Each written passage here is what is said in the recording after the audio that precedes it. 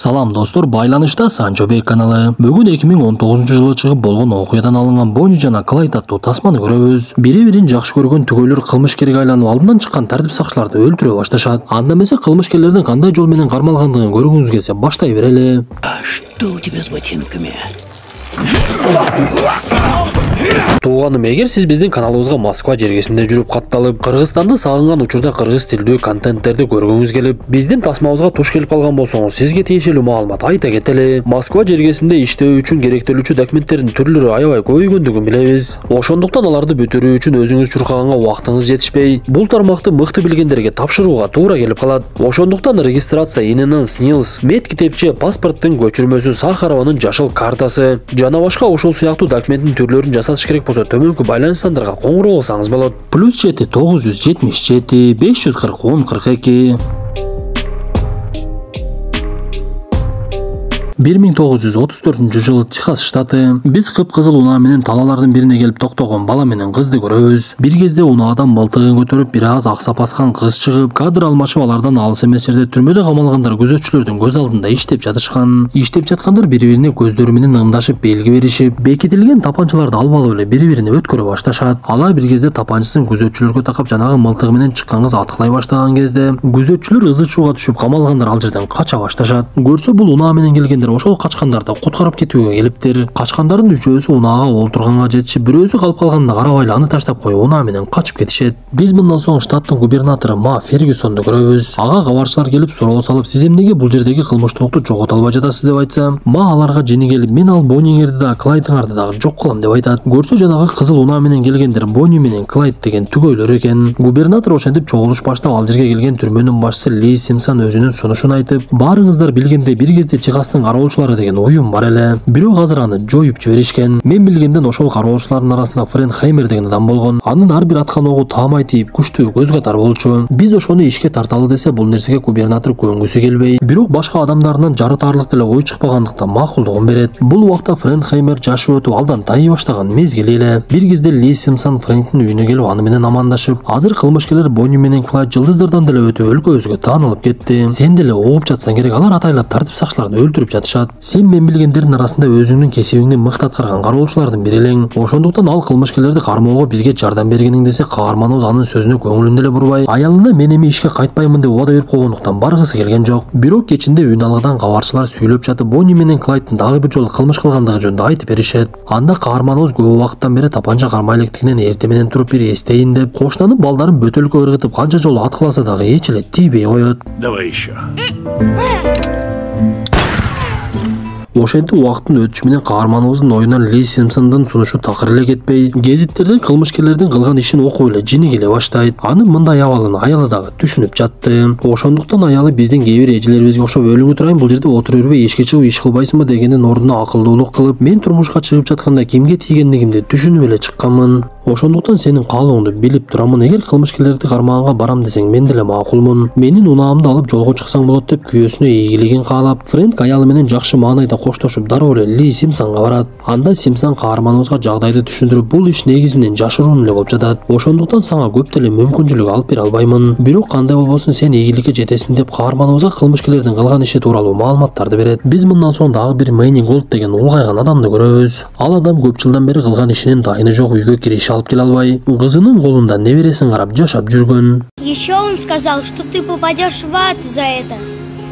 Бул сүрөттү алыстан карап турган Фрэнк унаасын буруп эле ал жерден кетип калды. Каарманыбыз шаардагы курал саткан дүкөндөрдүн бирине барып, ал жактан ар кандай куралдарды алып, алгандарын унаасына салайын деп жатса эле жанагы Мэйни анын жанына келип алыптыр. Көрсө Мэйни Фрэнктин алыстан карап тургандыгын байкап калган экен. Анда ал каарманыбызга, сен эмнеге менин үйүмө барып мага жолукпай кетип калдың? Сенин эмне ишти баштаганыңды билемин десе, каарманыбыз Мэйниге жооп берип, сен 85 жаштагы аксакалдай эле араң басып калыпсың. Бир кезде Техастын кароолчулугунда чогуу кызмат өтөдүк эле. Ошондуктан сени шерик кылайын деп барган элем десе, Мэйни ага жооп берип, азыр эми менден башкасын шерик деле кыла албайсың, калганы баардыгы эле бул дүйнө менен кош айтышыптыр. Мен сага жардам бергенге даярмын деп көптөн бери иштеп албай жаткан Мэйни бир аз болсо да акчага иштеп алайын деп аракет кылат. Анда Фрэнк макулдугун берип, Мэйнини өзүнө шерик кылат дагы унаасына олтуруп алып эле жөнөп кетишет. Көрсө Бонни менен Клайд кылмыш ишин жасап жүргөндө эч качан бир жерге токтошпой, ар дайым унаа менен ар кайсы штаттарды айланып жүрүшөт экен. Ошондуктан каармандарыбыз дагы кылмышкерди кармаган келсе, кылмышкердей ойлон дегендей унаасы менен токтобой эле алардын артынан ээрчий баштайт. Көрсө каарманыбызга Симпсон буга чейин ФБР кылмышкерлер тууралуу топтогон маалыматтардын бардыгын берип коюптур. Ошондуктан алар биринчи эле Далласка жөнөшүп ал жактагы өтө бир кембагалдар жашаган аймакка барып, ал жерде Клайд туулуп өскөн үйдү көрүшөт. Көрсө кылмышкердин туугандары ал жерде ушул убакка чейин жашашат экен. Каармандарыбыз үйдө аңды олтурушса бир кезде эле түшүнүксүз бирөө келип ал жака бөтөлкө ыргытып, үйдүн бурчундагы бир бала келип эле бөтөлкөнү алса, каармандарыбыз ал баланы куалап жөнөшөт. Бирок бала кичинекей болгондуктан өтө шамдагайлык менен кыймылдап каарыган каармандарыбыз анын артынан такыр эле жетишпей, бала кашадан секирип өтүп кетсе, Фрэнк кашадан чыга албай дагы коет. Ошол замат эле анын артынан ФБРдин адамдары келип, силер бул жерде эмне кылып жүрөсүңөр? Бул кылмышкерлерди биз карамайбыз, көп эле бутубузга аралаша бербегиле. Аксакал болуп калыпсыңарбы, үйүңөргө барып көк чайыңарды ичип эс албайсыңарбы десе, каармандарыбыз алардын сөзүнө баштарын деле оорутпай, бизге бул жерден жардамчы керек экен деп тартип сакчылардын башчысы Снутка барышат. Көрсө эл оозундагы сөз боюнча Клайд ушул Снутту өлтүрөм деп жүргөн болот. Ошондуктан каармандарыбыз Снутка өзүнүн жардамын сунуштап, биз аны кармашыбыз керек, сен бизге жардам бергениң. Кылмышкерлер тууралуу кандай болсо дагы маалымат керексе, Снут макулдугун берип, өзүнүн кол астында иштеген Тед Хинтон деген бала менен тааныштырат. Көрсө бул Тед бала кезинен ушул жерде чоңойгондуктан Клайдты дагы Боннини дагы тааныйт экен. Анын айтымында Бонни мектепте өтө жакшы окуган, аракетчил кыз болгон. Бою кичинекей, арык чырай, келишимдүү кыз экен. Ал Клайдты сүйүп калгандыктан аны менен бирге жүрүп чогуу кылмышкер болуп кетиптир. Анда каармандарыбыз ар бир кылмышкер өзүнүн үйүнө кайтып келет. Биз аларды бул жерден кармашыбыз керек, сен болгону бизге кимисинин ким экендигин айтып бересиң. Бизге жеткен маалымат боюнча алар эртең келет, эртең жолугабыз деп эле күтө башташат.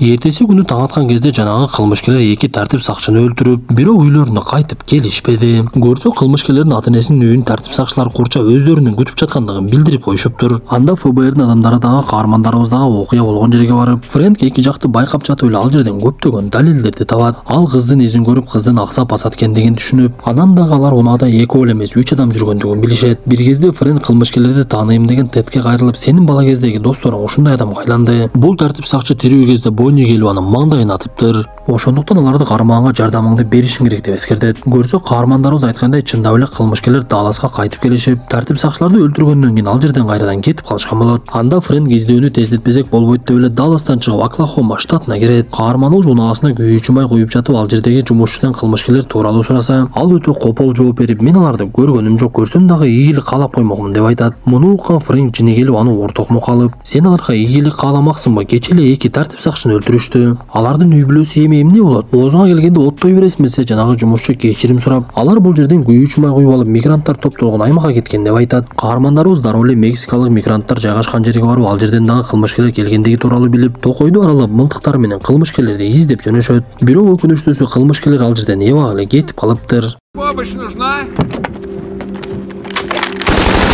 Биз кайрадан эле зөөкүрлөрдүн жолдо кызмат өтөгөн тартип сакчыларды аткылап өлтүрүп салгандыгын көрөбүз. Бул тууралуу каармандарыбыз дагы сыналгыдан кабар угуп эле дароо ошол жака жөнөп кетишет. Бирок окуя Оклахомада болгондуктан каармандарыбыздын бул жакта эч кандай мүмкүнчүлүгү жок болуп, аларды кылмыш болгон жерге жакындатмак турсун, бул жолдон өтпөгүлө деп буйругун берет. Анда Фрэнк жини келип өтпө дегенине карабай эле жолдун чети менен айдап ал жерден өтүп кетип, Боннинин буту аксак болгондуктан аларга дари керек болот. Ошондуктан бизге эң жакын шаар кайсы экен деп эле Кофи Флинт деген шаарга барышат. Алар шаардагы ашкананын бирине киришип, ал жактан чыккандан кийин Мэнни мен ажатканага барып келейин деп, бир бурчка барып өзүнүн ишин кылайын деп жаткан кезде эле бир унаанын ичинен мылтык байкады. Көрсө ал унаада так эле каармандарыбыз издеп жүргөн кылмышкерлер экен. Мэнни канчалык аракет кылбасын, Клайдтын дагы Боннинин дагы жүзүн такыр эле көрө албай, тапанчасы менен атайын деп калса, ал жерге адамдар топтолуп калат. Көрсө бул кылмышкерлер банктарды тоногондуктан алар тууралуу маалыматтар сыналга дагы, үн алга дагы чыгып, гезиттерге дагы чыгып тургандыктан элдердин арасында жылдызга айланып кетиптир. Ошондуктан каармандарыбыз дагы унаасына олтуруп алардын артынан жөнөп, бирок элдердин көптүгүнөн бара алышпай, шаардан чыгып кеткен кылмышкерлердин артынан калбай эле куалап жөнөшөт. Бир кезде кылмышкерлер дагы куалап келе жаткандарды сезип калышып, эгин талаасын айдашып, атайын унаасын эки жака айдап жатып эле ал жерден чаң көтөрүп салышат. Бир кезде чаң кеткенден кийин кылмышкерлер биздин кээ бир министрлер бюджеттин акчасын сол чөнтөгүнө салып жок кылгандай эле жок болуп кетишет. Эми каармандарыбыздын чындап эле айласы кетти окшойт. Анткени алар мындан кийин эмне кылып кайда барышын деле түшүнбөй жатышкан. Ошентип алар башка аргасы жоктугунан кайрадан Далласка кайтып келишип, Фрэнк бир чечимге келип Клейдтин үйүнө кирип анын атасы менен сүйлөшүүнү чечет.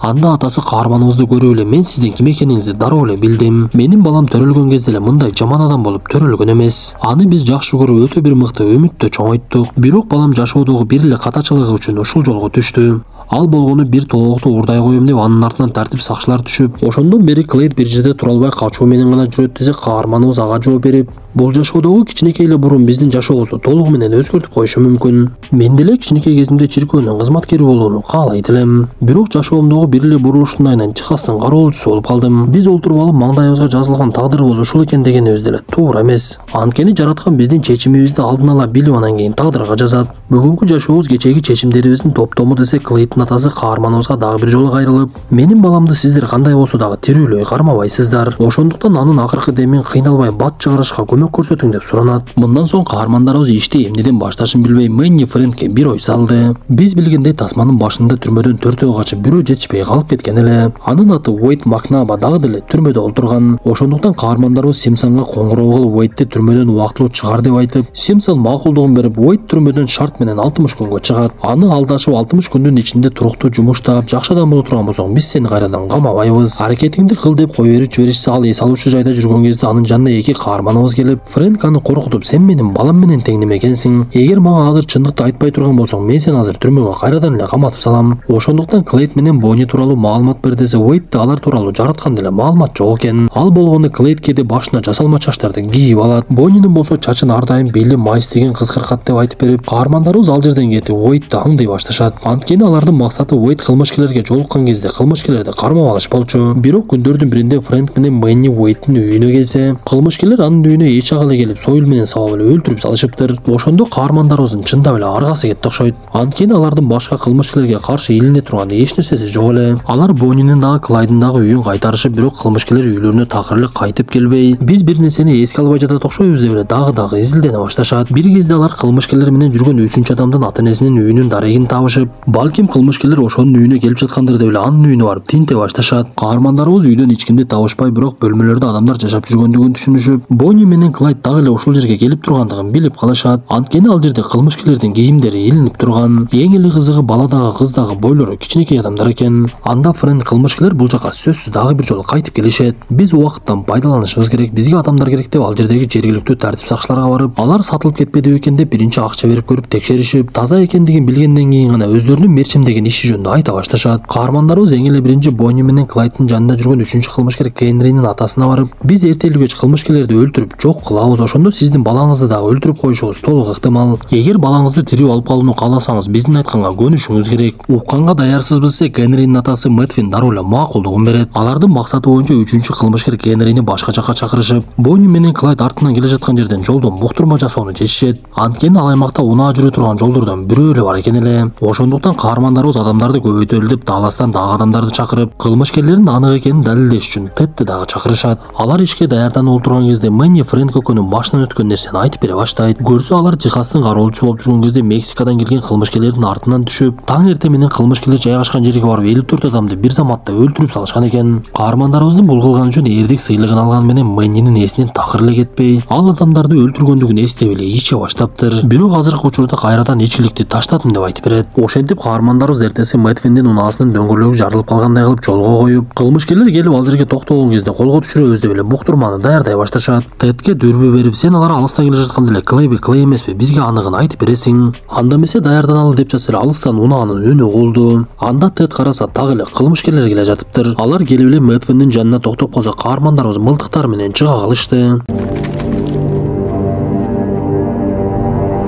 Түгөйлөр кыймылдап жиберген кезде каармандарыбыз аларды батыратып эле аткылап салышып, унаасынын тамтыгы чыгып, кылмышкерлер ошол жерде биргеликте жан беришет.